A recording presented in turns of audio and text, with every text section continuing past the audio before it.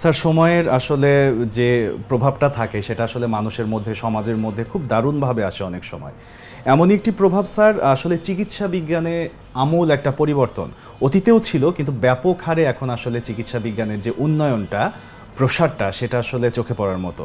এমনই একটি বিষয় স্যার যে একটা সময় ঘাড়ের হাড় ক্ষয় এটা মানুষকে বিভিন্নভাবে ভুগিয়েছে, এখনও ভোগাচ্ছে, কিন্তু তারপরও এখন উন্নত চিকিৎসার কারণে, আধুনিক চিকিৎসার কারণে আসলে মানুষের জন্য এটা আসলে রিকভার করা অনেক সহজ হয়ে যাচ্ছে।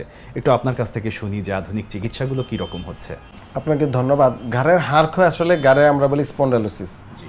তো এটা সাধারণত বয়সজনিত, এজিং প্রসেস 40-এর পরে মহিলাদের, পুরুষদের 50-60-এর পরে গিয়ে এটা হয়।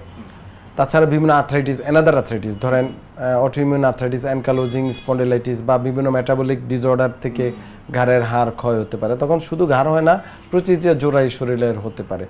তো ঘাড়ের হাড় ক্ষয়ে যে প্রবলেমটা হয়, ঘাড় ব্যথা হতে পারে, নাড়াতে চাড়াতে রোগী কষ্ট হয়, কাজকর্মে কষ্ট হয়, অনেক সময় ব্যথা হাতে চলে আসতে পারে, মাথায় হতে পারে, মাথা ব্যথা, চোখ ব্যথা, চোয়ালে ব্যথা, এগুলা শোল্ডার গার্ডেল পুরাটাই পেইন হতে পারে, হাত উঠাতে নামাতে কষ্ট, এগুলা দেখা দিতে পারে। তো এটার ট্রিটমেন্টটা হচ্ছে ডিফারেন্ট এক্সারসাইজ, লাইফস্টাইলও যে আমরা বলি পাতলা বালিশে শোবে, মোবাইল ফোন স্মার্টলি মানে সোজা হয়ে বসে ব্যবহার করবে, হাঁটতে পারে, হাঁটা চলাফেরা অনেক উপকার আসে, কুসুম গরম শেক অনেক উপকার আসে। আমরা বিভিন্ন সাপ্লিমেন্ট দিই, যেমন গ্লুকোসামাইন, ম্যাগনেসিয়াম বা বিভিন্ন কোলাজেন টাইপ 1-2, এগুলা অনেক নিউট্রিসিউটিক্যালস প্রোডাক্ট আছে যেগুলো আপনাকে, কার্কুমা খুবই ভালো কাজ করে, এগুলো আপনার পেইন কমায় এবং আর্থ্রাইটিস ক্ষয় বন্ধ করে।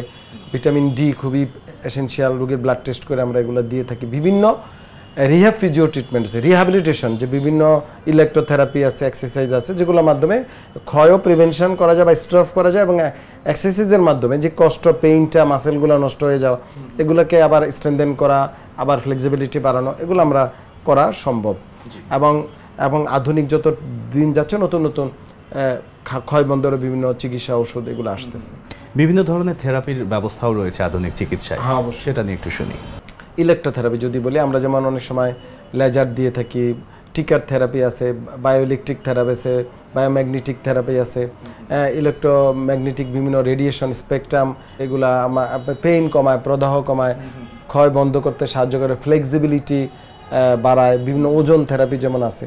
তো আসলে এক এক রোগীর ক্ষেত্রে এক একটা কার্যকরী, মানে যেটা আপনি সব সময়ই বলেন, আমি আপনাকে অনেকগুলো নাম বলছি, মানে এনার্জি সবই কার্যকরী, এটা ডিপেন্ডস করে রোগীর উপরে। পাশাপাশি বিভিন্ন এক্সারসাইজ আছে, আবার বিভিন্ন ম্যানুয়াল থেরাপি আছে, এটা নির্ভর করে চিকিৎসকের উপরে। যারা রিহ্যাবিলিটেশন নিয়ে আমরা চিকিৎসা দিই, রিহ্যাব ফিজিও ট্রিটমেন্ট করি বা চিকিৎসক আছি, তারাই আমরা আসলে এই ট্রিটমেন্টটা প্রোভাইড করে থাকি। জি স্যার, অনেক ধন্যবাদ স্যার, সাধারণ দর্শক অনেক কিছু জানলো। আপনাকে অনেক ধন্যবাদ, নাগরিক টেলিভিশনকে অসংখ্য ধন্যবাদ।